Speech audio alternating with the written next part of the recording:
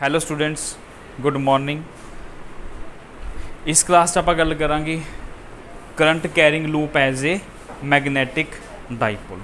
Means how a current carrying loop of any shape, but loop must be closed, may be circular, may be rectangular, may be square, कोई भी हो सकता है वो, but it must be closed loop behaved as a magnetic dipole. ਆਪਾਂ ਥੋੜ੍ਹਾ ਜਿਹਾ recap ਕਰਦੇ ਹਾਂ, ਥੋੜ੍ਹਾ ਜਿਹਾ ਬੈਕਗਰਾਊਂਡ 'ਚ ਜਾਂਦੇ ਹਾਂ, ਆਪਾਂ ਇਲੈਕਟ੍ਰੋਸਟੈਟਿਕ ਜਾਂਦੇ ਹਾਂ। ਆਪਾਂ ਇਲੈਕਟ੍ਰੋਸਟੈਟਿਕ ਤੁਸੀਂ ਕੀ ਪੜ੍ਹ ਕੇ ਆਏ ਹੋ? Electric dipole. ठीक है, देखो इलैक्ट्रोस्टैटिक्स आप रीड किया electric dipole which consist of two equal and opposite charges separated by some distance is called electric dipole, है ना। इलैक्ट्रिक डाइपोल को फिर की होंगी है? इलैक्ट्रिक डाइपोल मूवमेंट होंगी है सैपरेटेड बाय डिस्टेंस, कुछ भी ले लो 2a, है ना। ये इलैक्ट्रिक डाइपोल मूवमेंट की है? P vector is equal to charge into length of dipole. यही है ना भी। ये डायरेक्शन की होंगी डाइपोल मूवमेंट दी, it always moves from negative to positive charge. This is your electric dipole. फिर आप ये एक्सियल लाइन के उपर, एक टॉय लाइन के उपर एक्सप्रैशनस फाइंड करके आ चुके हैं। समझ आई गल, है ना। सो this is your electric dipole, जो इलैक्ट्रिक फील्ड का कंसैप्ट है। एक आप गल कर रहे हैं, हुण आप गल किहदी करनी है? मैगनैटिक डाइपोल की। ठीक है, तो आपां पता है जो मैगनेट है, जो कोई भी मैगनेट है, it always exist in pair. ठीक है, हुण आप मैगनेटिज्म चाह रहे हैं। देखो मैगनेटिज्म च की है? Single pole does not exist. ठीक है, नॉर्थ या साउथ सिंगल कदे एग्जिस्ट नहीं करता, but single charge can exist. ये आपां डाइपोल बनाने लई दो चार्जिज इक्वल एंड ओपोजिट की जरूरत है, बट ये की है? ये कोई जरूरत नहीं, ये ऑलरेडी ही वो कट्ठे ही होंगे ने, they always exist in pairs. ठीक है ना। So north and south always exist in pairs, that is why it makes always a magnetic dipole. ठीक है, एक बार मैगनेट होंगी है ना, this is called your bar magnet. Bar magnet यदि शेप रेक्टेंगुलर शेप होंगी है। One face is north, second face is south, strength of both the faces are equal, है ना। One is north, second is south. और समझ आई गल। This is also called a magnetic dipole because south north always exist in pairs. ठीक है, जो इत्थे north कम कर रहा है, नॉर्थ का जो इत्थे पॉजिटिव चार्ज कम कर रहा है, वो इत्थे किहदा कम कर रहा है? इधर नॉर्थ ले लो, इधर आप साउथ ले लो। जो इत्थे नैगेटिव चार्ज कम कर रहा है वो कौन कम कर रहा है? South pole. जो पॉजिटिव चार्ज कम कर रहा है वो कौन कम कर रहा है? North pole. इसी तरह आप सिमिलर डेरिवेशनस ड्राइव कर सकते हैं यदि एक्सियल लाइन के उपर, यदि एक्सियल लाइन के उपर एंड इक्वेटोरियल लाइन के उपर। ठीक है, बाय सेम प्रोसीजर जो आप इत्थे अप्लाई करके आए। समझ आई? बस charges are replaced by M. M मतलब पोल स्ट्रेंथ। एम की चीज़ है भी पोल स्ट्रेंथ। ये तुहाडे लई एक्सरसाइज है, तुसीं इहनूं कर सकते हो आराम नाल। समझ आई गल? ठीक है, हाँ जी, ओके, गल समझ आ गई ना। एक कंपैरिजन कर रहे हैं फिलहाल आप डाइपोल्स का। So this is already a magnetic dipole. ये जी डाइपोल मूवमेंट होगी, मैगनेटिक डाइपोल मूवमेंट, यह की होगी? M vector is equal to pole strength into length of dipole. Length of dipole कितनी है? भी 2a। ठीक है, बस charge is replaced by pole strength. Clear हो गया? Which is equal for north and south pole. ठीक है, direction is always from south to north पोल। ये अपन ऑलरेडी पता है कि जी बार मैगनेट है वो मैगनेटिक फील्ड की डायरेक्शन इनसाइड की होंगी है साउथ टू नॉर्थ, आउटसाइड की होंगी है नॉर्थ टू साउथ होंगी है। समझ आई गल? ये पुरानी गल्लां ने सारियां। ठीक है, अज आप गल की कर रहे हैं? अज आप बार मैगनेट की गल नहीं कर रहे, अज आप गल की कर रहे हैं? करंट लूप की गल कर रहे हैं। करंट लूप किस तरह मैगनेटिक डाइपोल बिहेव करता है, ये कंसैप्ट है अपना। ठीक है, मैगनेट तो है ही मैगनेटिक डाइपोल, और समझ गई गल। But how a current carrying loop behaves a magnetic dipole, ਉਹਦੇ ਲਈ ਆਪਾਂ ਕੀ ਕੰਸੀਡਰ ਕਰਾਂਗੇ? Consider a current carrying loop, consider current carrying loop carrying current in the कि डायरैक्शन ले ली आपाने एंटी क्लॉकवाइज डायरैक्शन, तुसी जिहड़ी मर्जी लै लो, नो इशू, क्लॉकवाइज लो एंटी क्लॉकवाइज लो, ठीक है। Carrying current in I in the anti clockwise direction with centre O, with centre ओ, समझ आ गया। बस आही अपनी डायग्राम है। क्वेश्चन देखो, current carrying loop, current loop create कर लिया, ये हुण ये रीड करना है अपने, ये अंडरस्टैंड करना है भी how this current carrying loop behaves a dipole, ये किमें डाइपोल का काम किमें कर रहा है, एक्सप्लेन इट, ठीक है। हुण तुसीं देखो, जे आप इहदी गल करिए करंट कैरिंग लूप दी, बायोट साबुला लगाइए, आईडियल क्रॉस आर लगाइए, आर की हो गया, रेडियस हो गया, ideal cross R, curl of fingers towards the direction of current, thumb will provides you the direction of magnetic field, क्योंकि कोई भी करंट कैरिंग वायर है, चाहे वो लूप है, चाहे वो ओपन वायर है, वो आस पास मैगनैटिक फील्ड हैगी है। आप स्ट्रेट वायर करके फाइंड करके आए, आप सर्कल लूप करके भी फाइंड करके आए, ये वही सर्कल लूप है, सेंटर वाला केस है, ठीक है। सो ये की हो गया करंट कैरिंग लूप की है, डायरेक्शन इज देखो, if curl of fingers towards the direction of current then thumb will provide you the direction of magnetic field, ठीक है। सो ये मैगनैटिक फील्ड आ रही है, ध्यान ना देखो, ये मैगनैटिक फील्ड किस तरह आ रही है, आउटवर्ड, मतलब बोर्ड की बैक साइड तो की आ रही है इनसाइड, बोर्ड के फ्रंट तो की आ रही है आउटवर्ड।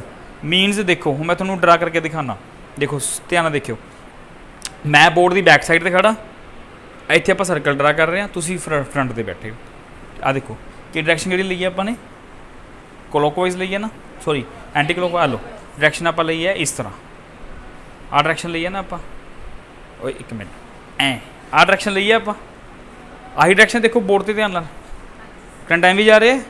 हाँ जी, तुहानूं किहड़ा फेज लग रहा है, तुहानूं क्लॉकवाइज लग रहा है कि एंटी क्लॉकवाइज, तो मैनू की लग रहा है क्लॉकवाइज। मैनू बोर्ड की बैक साइड तो मैं देखूँगा, मैनू डायरैक्शन की लगूगी, तुहानूं की लग रही है, फर्क पै गया ना। यदा मतलब एक फेज़ की होगा नॉर्थ, दूजा फेज़ की हो सकता है साउथ, बिल्कुल ऑपोजिट है क्लॉकवाइज एंटी क्लॉकवाइज, और समझ आई गल, ठीक है। So for your it is clockwise and for me it is anti clockwise, any गल क्लीयर होगी, एनी गल क्लीयर होगी। For me it is clockwise, for you it is anti clockwise, clear हो गया। चलो हूँ देखो तुसी की है, मैं पर मैगनैटिक फील्ड डायरैक्शन की आ रही है, मैगनैटिक फील्ड डायरैक्शन की आ रही है, मेरे तो तुहाडे वाल जा रही है ना। तुसी इहनूं इस तरह एज्यूम करो कि ये जी थिक सर्कल है, तो एक सर्कल थिकनेस बहुत थोड़ी होंगी है ना, ये एक तरह का सर्कल की थिकनेस बहुत ज़्यादा मान लो, तो तुहानूं की लगूगा मैगनैटिक फील्ड इधरों एंटर कर रही है, इधरों की कर रही है, बाहर आ रही है, वो आ रही है ना।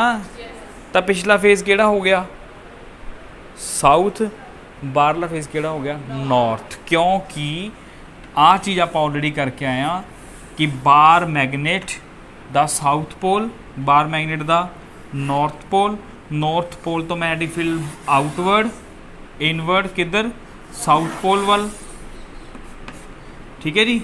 आही चीज़ है देखो, साउथ वाल की होगी इनवर्ड, इधर की होगी आउटवर्ड, पर इनसाइड दी मैगनेट की होगी साउथ टू नॉर्थ। फिर तुहानूं ये लग नहीं रहा, एक अद्धी होर बना लो, north to south, north to south. देखो आउटसाइड दी बार मैगनेट की है नॉर्थ टू साउथ, इनसाइड की है साउथ टू नॉर्थ, तो अपना यही मैगनेटिक फील्ड डायरैक्शन बन की रही है आउटवर्ड। आउटवर्ड मतलब बैकग्राउंड च की है साउथ, बाहर की है नॉर्थ, ताही तो magnetic field south to north जा रही है by comparing this with actual bar magnet. वो समझ आया, ठीक है। तो यदा बड़ा सारा फेज़ है, जिमें क्वाइन हो गया, क्वाइन का एक फेज़ की एक्ट कर रहा है नॉर्थ, दूजा फेज़ की बन गया साउथ, जी वो थिकनेस है वो की बन गई length of dipole, area of dipole. ये वन डायमेंशनल है, स्ट्रेट लाइन है, ये टू डायमेंशनल है, सर्कल बन गया बस। ओके, सो यदी जी मैगनैटिक फील्ड की डायरैक्शन है आउटवर्ड है, यदा मतलब बैकग्राउंड जो पिछला फेज़ है वो की बन रहा है साउथ, फ्रंट वाला फेज की एक्ट कर रहा है, नॉर्थ एक्ट कर रहा है। सो इस सर्कल का जिहड़ा फ्रंट फेज है, front face act as a north pole, ठीक है। तो जिहड़ा इहदा बैकग्राउंड दे विच है, ठीक है, back face act as a south pole. Imagine it and clear it, ठीक है। अपन नूं कित्थों आइडिया होया कि पिछला फेज साउथ है, फ्रंट वाला नॉर्थ है, डायरैक्शन ऑफ मैगनैटिक फील्ड तो कि मैगनेटिक फील्ड आउटवर्ड आ रही है, ਇਹਦਾ मतलब बैकग्राउंड च की होगा साउथ, फ्रंट से की होगा नॉर्थ, क्योंकि ये सर्कल नूं पास करती हुई आ रही है ना, सर्कल दे विचों दी आ रही है, जिहड़ी विचों दी आ रही है वो की है north to sorry south to north है, जिहड़ी विचों दी आ रही है। जे बाहरों दी जाती, जे बाहरों किवें जाऊगी मैगनेटिक फील्ड, बाहर साउथ है, पिछे की है नॉर्थ, बाहरों किवें जाऊगी नॉर्थ टू साउथ, पर अंदरों की आ रही है साउथ टू नॉर्थ। समझ आई गल? सो why this way we can say that your current carrying loop behaves as a dipole। ये डाइपोल की तरह बिहेव कर रहा है, ठीक है। ये लेंथ L लै रहे हैं, ये अपना की लवांगे सर्कल की जो भी की होगी थिकनेस, मतलब एरिया काउंट होगा सरफेस का। समझ आई गल? सो ये एक्सप्लेनेशन यही है कि why this way both diagrams show that your current carrying loop behaves as a magnetic dipole. ये डाइपोल का काम कर रहा है। डाइपोल की कंडीशन की है, एक फेज साउथ, दूजा phase north, सैपरेटेड by some gap. ये चाहिए हैगा, एक फेज की हो गया साउथ, दूजा की हो गया north, सैपरेटेड by some gap, circle की थिकनेस बाय गैप, ठीक है। जो थिकनेस बड़ी कर दोगे डाइपोल होर बड़ा होता जाऊगा, सिलेंडर बन जाऊगा। समझ आई गल भी? क्लीयर है? चलो हुण जे ये करंट कैरिंग लूप तुहाडा डाइपोल दा काम कर रहा है, फिर इहदी कोई ना कोई की होगी डाइपोल मूवमेंट होगी। जिवें इस तरह इहदी डाइपोल मूवमेंट है, ये डाइपोल कितनी मूवमेंट कितनी है भी, M vector is equal to pole strength into length of dipole, ये वाली, ठीक है। और समझ गए? तो यदी भी कोई ना कोई की होगी, इस सर्कल लूप की कोई ना कोई की होगी डाइपोल मूवमेंट जरूर होगी, ठीक है। सो ये डाइपोल मूवमेंट किमें देखो, the magnetic dipole movement of this current carrying circular loop is depends upon the current. कि डिपेंड कर रही है? करंट ते। मैं तुहानूं फिर गल कह रहा, this is not one dimensional, ये टू डायमेंशन चला गया सर्कल, ठीक है। सो ये की है, एक तो सर्कल का करंट, क्योंकि करंट करके की है मैगनेटिक फील्ड है, जी मैगनेटिक फील्ड लाइनस आनगियां, ये स्ट्रेंथ कि डिपेंड करूगी करंट ते। किन्ने एक्सप्रैशन करके आए आप, करंट करके की आ रही है मैगनेटिक फील्ड, चैप्टर का यूनिट का नाम ही यही है।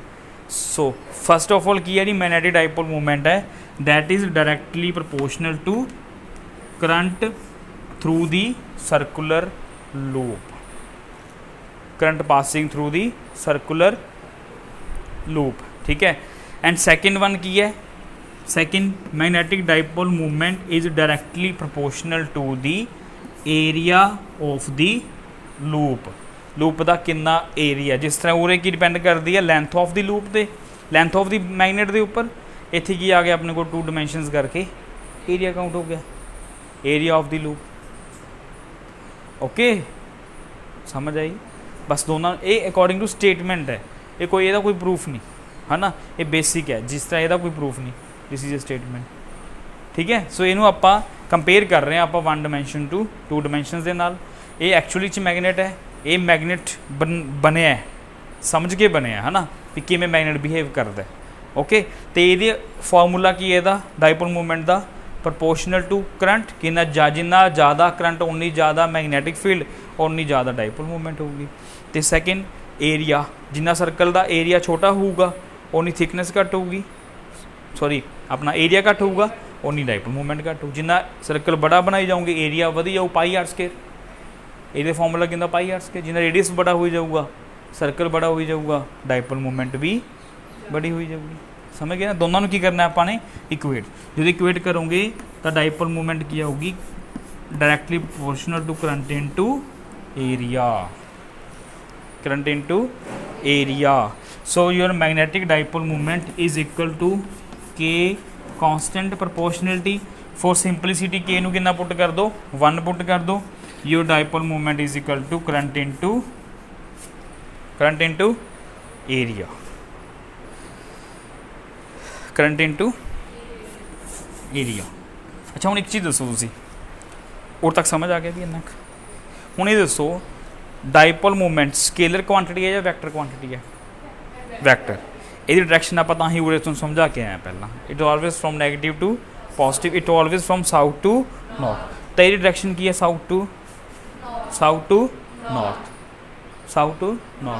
मतलब आ जी एक्सिस है आ चीज़ है दिस इज़ योर डायरेक्शन आही डायरेक्शन है ना मैग्नेटिक डाइपोल मूवमेंट और आही है साउथ पिछे है नॉर्थ अगे है साउथ नॉर्थ की हो गया मैग्नेटिक डाइपोल मूवमेंट की डायरेक्शन इनू रिप्रेजेंट किमें करोगे बोर्ड के उपर इस तरह आ केड़ा फेज हो गया साउथ आ वाला केड़ा हो गया नॉर्थ एरो एम पाना है south to north magnetic dipole movement समझ गई गल ठीक है। हुण जे आपां इहनूं जे ये वैक्टर क्वांटिटी है तो इहनूं वैक्टर नहीं पाओगे उपर एरो नहीं पाओगे चलो जे उपर आप एरो पाता दैन करंट वैक्टर है कि एरिया वैक्टर है area vector current is not a vector तो कि वैक्टर पऊगा एरिया ते वैक्टर पऊगा आही दो क्वांटिटीज़ ने करंट की डायरेक्शन होंदी है but it is not a vector current लगता है कि वैक्टर है but it is scalar area लगता है कि ये स्केलर है but it is a vector यही दो क्वांटिटीज़ ने जी आप गल्लां करते होंगे बार बार इकट्ठियां हो गई अज दोनों इकट्ठियां हो गई समझ गए ना। सो एरिया कि वैक्टर कि पऊगा एरिया तो वैक्टर पऊगा है ना। हुण एदा इस लूप का जिहड़ा एरिया वैक्टर है वह किधर होगा outward area vector is always outward perpendicular to surface and outward तो एरिया वैक्टर इहदा किधर है इधर ही है आही एरिया वैक्टर है आही मैग्नेटिक डाइपोल मूवमेंट है तो फॉर्मूले तो भी क्लीयर हो रहा बोथ डायरेक्शनस आर सेम तो डायग्राम भी क्लीयर हो रहा बोथ डायरेक्शनस आर सेम ठीक है। अंडरस्टैंडिंग इज़ इंपॉर्टेंट लिखन लिए कुछ नहीं हैगा लिखन लिए डायग्राम्स ही बनाई हैं आप कुछ लिखे ही नहीं समझ गए ना बट किमें हो रहा है किमें डायरेक्शनस है दो तो चीज़ा ने बार बार अपने को डायरेक्शन तो वैल्यू वो चीज़ आप समझ रहे हैं वो रूल्स बने हुए हैं अपने को आप अपने वालों कोई चीज़ लगानी है ठीक है प्रैक्टिकल करके आप देख सकते हैं भी एवें हो रहे यस आप करके देख सकते हैं होंगे ठीक है वो समझ आई गल क्लीयर हो गया।